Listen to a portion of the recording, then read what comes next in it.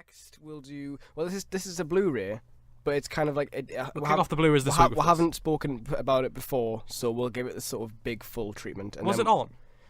No, yeah, but say what it is. It was released in the cinemas. It has an official release date of like last week, but it can't have got much of one because it's out on Blu-ray like the next week. So there you go. I don't know. Yeah, great.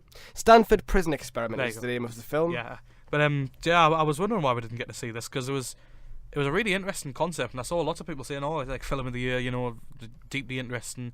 Does a lot of things that that most films that are more generic nowadays didn't do, and you can see why. Basically, it's based on the real life Stanford Prison Experiment, which is based around the ideas of a psychologist who's named Dr. Zimbardo, and he was a consultant of the film as well. And basically, it was 40 years ago.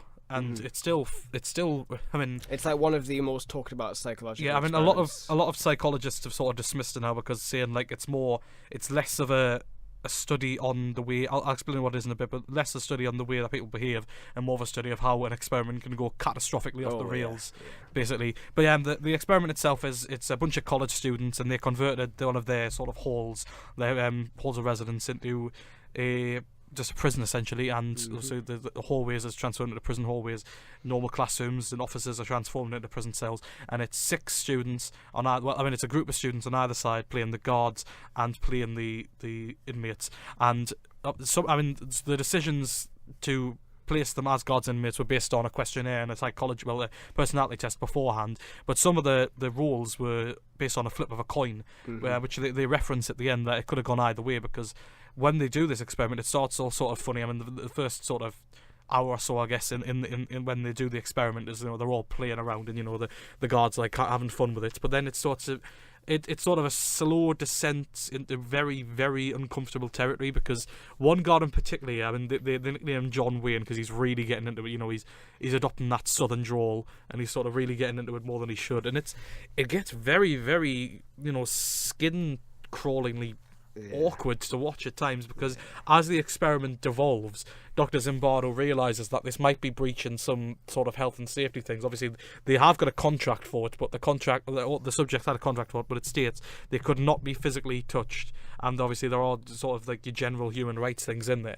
But as it breaches more of them, as the film goes on, and it sort of devolves into something a lot more spectacularly horrible to watch. It never reaches into like ultra violence or anything like that, but the fact that this is just how people can it's more of a study on how people can react in an environment like this, and obviously it's not real, but the fact that they are losing their personalities. The experiment was designed to sort of, I guess, some kind of prison reform to try and highlight the problems that you get with the abuse of power given to guards over their inmates, because you're all humans, but because they've been given this sort of immense power over these the prisoners, essentially, that's what they are. They're treated as lesser citizens, and as such the power gap is far more vast than any other situation. And that's what the film, that's what the experiment highlights. But I think the people who dismiss it are pretty spot on, because the experiment goes wildly out of control. But the fact that the experiment itself, obviously, that it devolves. The fact that they do use this experiment, they try to take away all of the prisoners' sense of individuality. They make them wear dresses to feminize them. They take away all of their names and make them refer to as their numbers on their prison jackets. And it's ridiculous how the sense of power, it's the old saying is absolute power corrupts absolutely. So it's definitely sort of a testament to that, because it really does. It's really, really uncomfortable to watch as time goes on. There's some terrific performances in there. Billy Crudup as Dr. Philip Zimbardo, terrifically done in there. I loved Ezra Miller as well. I think that might be the first thing I've seen him in.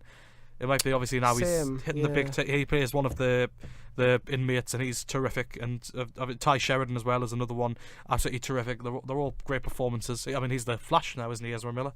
He is. Or is he the current Flash in the TV show? Or is he's the film one. He's the film Flash. There you go. Just great performances all around. The camera work, especially, is really claustrophobic, and they never read. There's lots of intense close-ups, lots of really tight angles, and I really love to watch just how it sort of became a prison slowly as the time went on, and just it's an incredibly uncomfortable film, and I think it might, to be honest, have a chance of pushing in to my end of year list from last year.